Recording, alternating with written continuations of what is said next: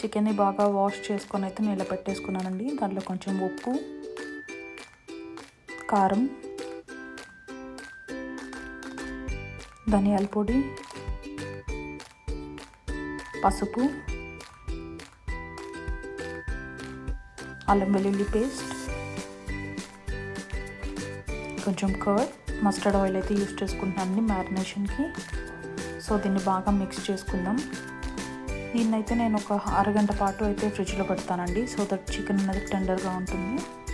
ఇప్పుడు మసాలా ముద్ద కోసం కొంచెం ఇలాచి, కొంచెం క్లోవ్స్, కార్డమమ్, ఫ్లవర్, అలానే పాపీ సీడ్స్, జీరా, జీడిపప్పు, అలానే ఎండు కొబ్బరి పొడి, ఇవన్నీ మనం గ్రైండ్ చేసుకోవాలండి.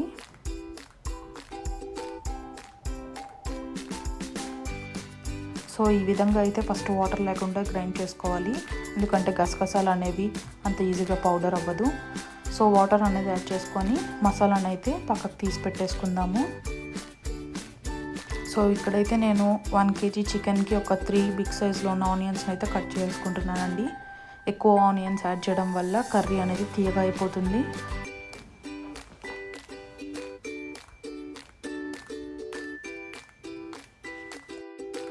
ఇప్పుడు ప్యాన్లో ఆయిల్ వేసుకొని ఆనియన్స్ అనేది ట్రాన్స్ఫర్ చేసుకుంటున్నానండి. సో ఆనియన్స్ అనేవి మాడిపోకుండా జాగ్రత్తగా ఫ్రై చేసుకోవాలండి, మాడిపోతే కూర చేదుగా అయిపోతుంది.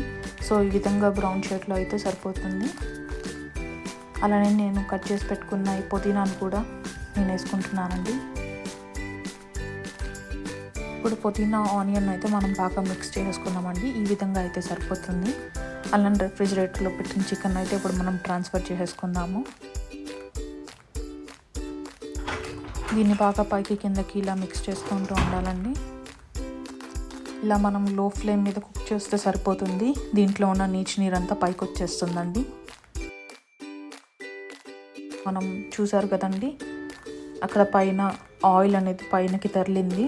సో దాన్ని బట్టి ఇంకా చికెన్ అనేది బాగా నీరు అనేది పోయి మంచిగా కుక్ అయినట్టు.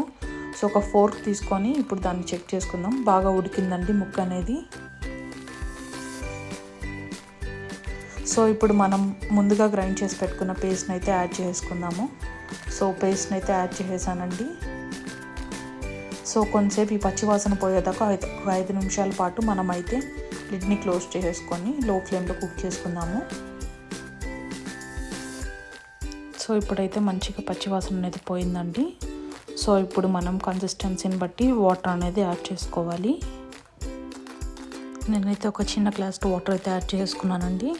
సో ఇలా వాటర్ యాడ్ చేయడం వల్ల మసాలా అనేది ముక్కకు బాగా పడుతుంది. సో దీన్ని లో ఫ్లేమ్లో ఒక 10 minutes దాకా బాయిల్ చేసుకుందాము.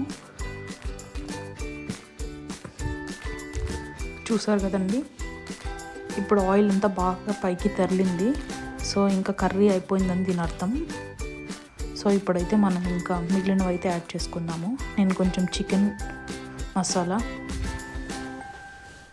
యాడ్ చేసుకుంటున్నాను, కొంచెం గరం మసాలా, కొంచెం సాల్ట్ కానీ చిల్లీ పౌడర్ కానీ తగ్గిన వాళ్ళు ఇప్పుడు టేస్ట్ చేసుకొని యాడ్ అయితే చేసుకోవచ్చండి.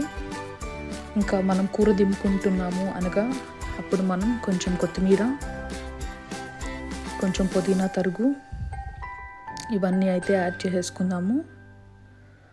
సో బాగా మిక్స్ అయితే చేసుకుందామండి. అంతేనండి, ఇంకా మనం స్టవ్ ఆఫ్ చేసుకోవచ్చు. సో ఎంతో టేస్టీగా ఉన్న చికెన్ కర్రీ అయితే ఇప్పుడు మనకి రెడీ అయిపోయింది. సో దీన్ని మీరు కూడా ట్రై చేసి కామెంట్స్లో నాకు చెప్పండి టేస్ట్ ఎలా ఉందో. Please support me.